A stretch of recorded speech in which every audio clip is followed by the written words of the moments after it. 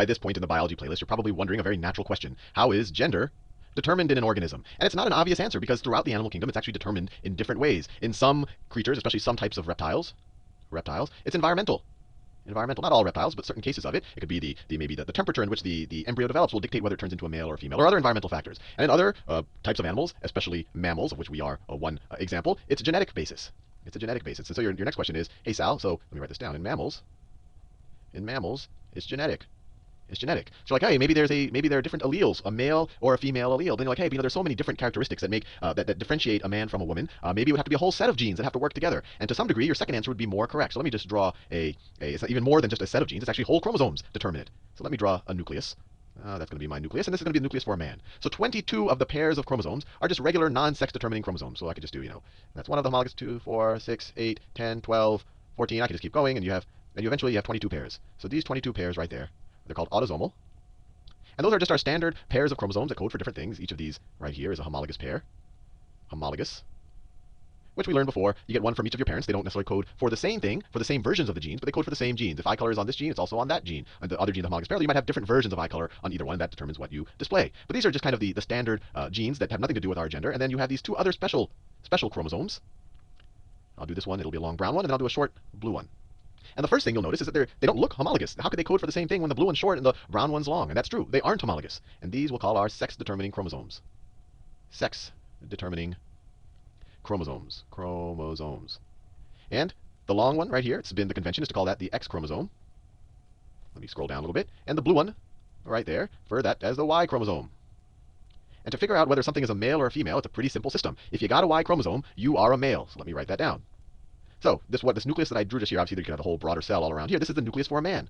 So if you have an X chromosome, and we'll talk about in a second why you can only get that from your mom, an X chromosome from your mom and a Y chromosome from your dad, you will be a male. If you get an X chromosome from your mom and an X chromosome from your dad, you're going to be a female.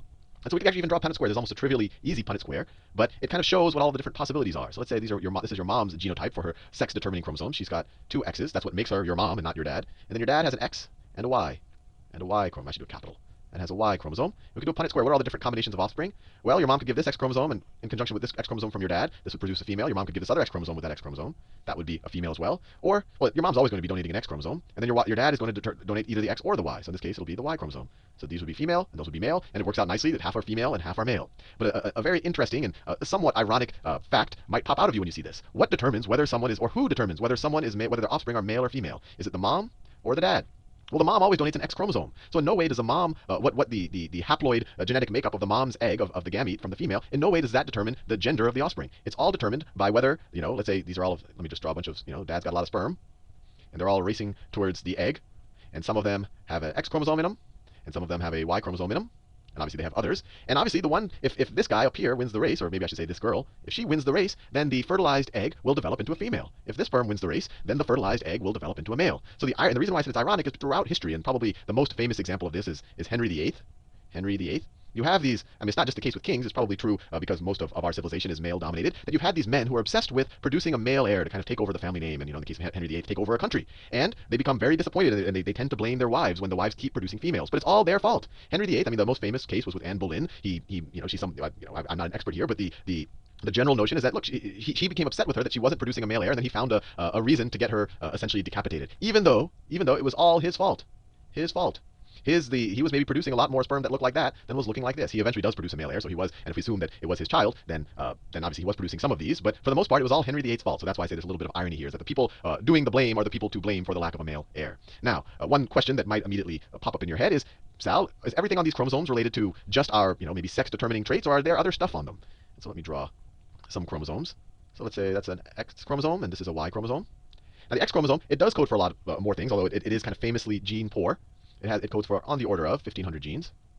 And the Y chromosome is pretty, it's the most gene poor of all the chromosomes. It only codes for on the order of 78 genes. I just looked this up, and who knows if it's exactly 78. But what it tells you is it does very little other than determining what the gender is. And the way it determines that, it does have one gene on it called the SRY gene. You don't have to know that.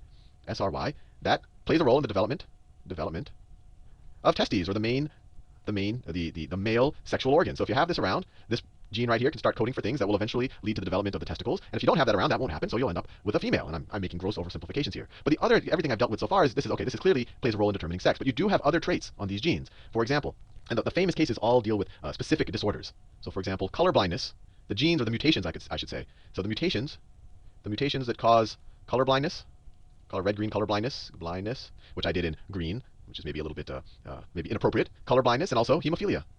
Hemophilia. This is an inability of your blood to clot. Actually, there's several types of hemophilia, but hemophilia is an inability for your blood to clot properly. And both of these are mutations on the X chromosome. Mutations on the X chromosome. And they're recessive mutations. They're recessive.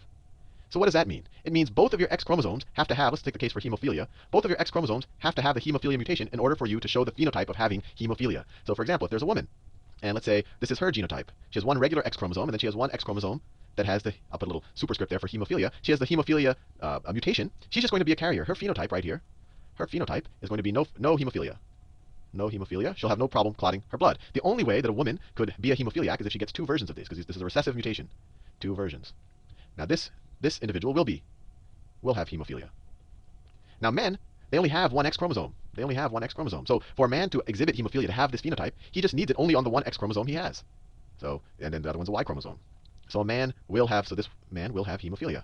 So a natural question should be arising is, hey, you know, this guy, let's just say that this is a relatively infrequent mutation that arises on X chromosome. The question is, who's more likely to have hemophilia, a male or a female? All else equal, who's more likely to have it? Well, if this is a relatively infrequent allele, a female, in order to display it, has to get two versions of it. So if the frequency of it, let's say that the frequency of it, and I looked it up before this video, roughly they say between 1 in 5 to 10,000 men exhibit hemophilia. So let's say that the allele frequency of this is 1 in 7,000 is the frequency of XH, right? The hemophilia version of the X chromosome. And that's why 1 in 7,000 men display it, because it's completely determined whether, there's a 1 in 7,000 chance that this X chromosome they get is the hemophilia version. Who cares what the Y chromosome they get is, because that essentially doesn't code at all for the blood clotting factors and all the things that drive hemophilia. Now, for a woman to get hemophilia, what has to happen?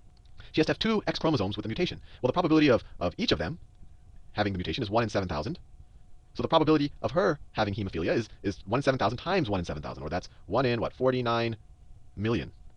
So as you can imagine, the incidence of hemophilia in women is much lower than the incidence of hemophilia in men. And in general, for any sex-linked trait, if it's recessive, if it's a recessive sex-linked trait, which means men will, if they have it, they're going to show it because they don't have another X chromosome to dominate it. Or for women to show it, she's have to have both versions of it. The incidence in men is going to be, I guess we could say so let's say that P is, or let me write M is the incidence in men, incidence, I'm spelling badly, incidence in men. Then the incidence in women will be what?